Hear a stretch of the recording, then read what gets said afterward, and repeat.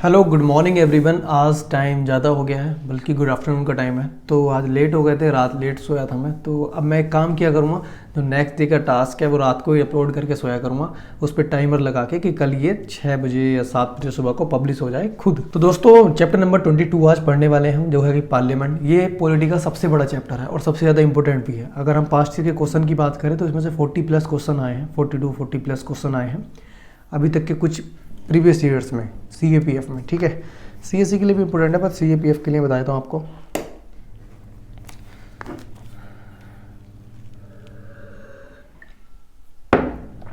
तो दोस्तों जब बात करेंगे ना पार्लियामेंट की, तो शुरू में ये ऑर्गेनाइजेशन ऑफ द पार्लियामेंट, ये तो पढ़ोगे। इसके बाद कंपोजिशन पढ़ लेना। कैसे, ये पूरा ही चैप्टर इंपॉर्टेंट है, मैं बता रहा हूँ किस तरह से। कंपोजिशन, राज्यसभा की कंपोजिशन क्या होती है, लोकसभा आएगा फिर।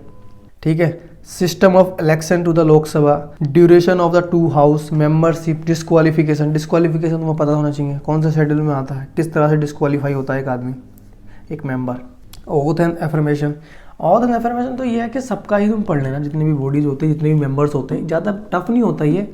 देखो हमेशा ना सुप्रीम अथॉरिटी करती है काम। Presiding officer of the parliament कौन होता है, स्पीकर कौन सा होता है, लोकसभा में कौन होता है, और जो राज्यसभा है वो उसमें कौन होता है, डिप्टी स्पीकर कौन होता है। ठीक है, चेयरमैन कौन होता है, चेयरमैन, डिप्टी चेयरमैन कौन होता है। ठीक है, पैनल क्या होते हैं। ठीक है, लीडर्स कौन होते हैं, व्हिप क्या होती है, वोटिंग क्या होती है, डिसोल्यूशन क्या होता है, एडजॉर्नमेंट क्या होता है। ठीक है, सीजन्स पढ़ने ना, सीजन्स बहुत इंपॉर्टेंट होते हैं, कौन सा सीजन्स कब आता है। उसके बाद पढ़ना devices of the parliamentary proceeding, question hour, 0 hour, ये सब पढ़ लेना, कौन सा टाइम में कौन सा होता है। मोशंस क्या होते हैं, बहुत इंपॉर्टेंट चैप्टर है ये रियलिटी में। ठीक है, special mention, youth parliament, legislative proceeding in the parliament. Ordinary bill क्या होते हैं, मनी बिल क्या होता है, मनी बिल कहाँ इंट्रोड्यूस हो सकता है, कहाँ नहीं हो सकता, किसके पास अथॉरिटी है इसकी, किसके पास नहीं है। ठीक है, public bill versus private bill क्या होता है। ठीक है, ordinary bill, money bill, joint sitting of the 2 house, joint sitting कब होगी कब नहीं होगी, कौन करेगा, कितने, कौन कौन पार्टिसिपेट कर सकता है इसके अंदर, ये अच्छे से पढ़ लेना। बजट पढ़ लेना। ग्रांट्स तो तुमने पढ़ ली होंगी, सेंट्रल स्टेट रिलेशन है, पर यहाँ भी पढ़ लेना एक बार। Multi functional role of the parliament, legislative powers and function. देखो इस चैप्टर में मैं यही कहूँगा कि तुम्हें सारा ही पढ़ना है। वो जो इंपॉर्टेंट है इसका वो मैं फाइल बना रहा हूँ तुम्हें। देखो इंपॉर्टेंट कुछ नहीं होता और इंपॉर्टेंट सब कुछ भी होता है। इंपॉर्टेंट ये होता है कि तुम्हारे पास ये नज़रिया होना चाहिए कि तुम पहचान सको कि कौन सा क्वेश्चन प्रीलिम्स में आएगा, कौन सा मेंस में, मतलब जो पेपर 1 में आएगा, कौन सा पेपर 2 में आएगा। पेपर 2 में पॉलिटी से तो कम आता है, लेकिन एक बात बताओ,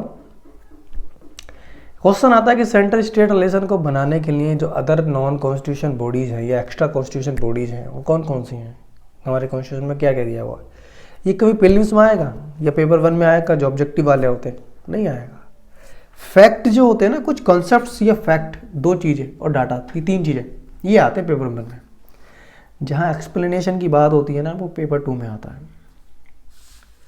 judiciary power and functions, इनइफेक्टिवनेस of parliamentary control, कहाँ कहाँ इनइफेक्टिव होती है, तो ये क्या होगा, पेपर 2 का क्वेश्चन है ये। मैं लिख रहा हूँ, आपको दिखाऊंगा ये इसका जो मैंने बनाया है। देखो दोस्तों, नोट्स बनाने के लिए ना तुम किसी भी सब्जेक्ट के ये लो, A4 साइज का पेपर लो, स्टेपलर का लो, और आराम से इस तरह से लिखते जाओ।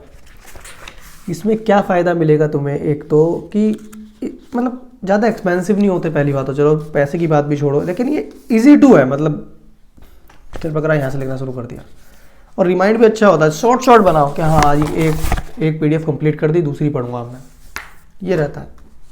Position of the Rajya Sabha, parliamentary privileges, beach and privileges, बस ये चैप्टर खत्म। ये इंडेक्स इतनी इंपॉर्टेंट है नहीं, ये तुम ना ही पढ़ो तो ठीक है, मैं तुम याद भी नहीं कर रख पाओगे इसे।